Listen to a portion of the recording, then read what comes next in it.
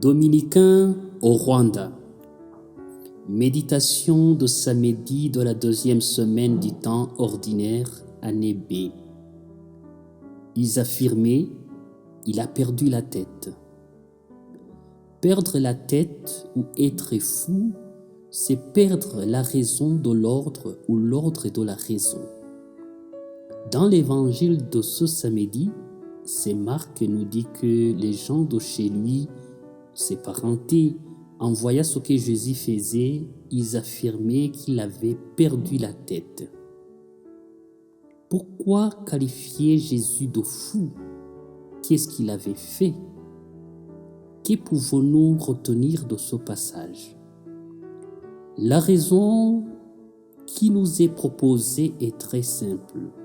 Il s'occupait tellement des gens autour de lui qu'il oubliait de manger. Pour certains, c'est une dose de folie, mais pour nous, c'est un signe de l'amour et de la passion du Christ à proclamer la bonne nouvelle du salut. Oublier de manger pour accueillir les gens et parler de Dieu nous révèle son sacrifice pour nous et son attachement à sa mission. Au fond, pour Jésus, la vraie nourriture, c'est de réconforter les faibles, guérir les malades et redonner de l'espoir. Ailleurs, il dit, l'homme ne vit pas seulement de pain, mais de la parole de Dieu. Malheureusement, ses proches ne le comprenaient pas ainsi. Ils pensaient qu'il avait perdu l'ordre de la raison ou la raison de l'ordre. Aujourd'hui, les Saintes Écritures nous invitent à transcender ce souci de la nourriture périssable pour valoriser la nourriture de la vie spirituelle qui est la parole de Dieu.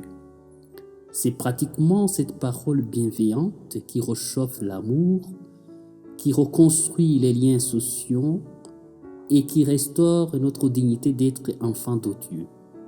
Cet effort de transmettre ces valeurs exige beaucoup de sacrifices de notre part.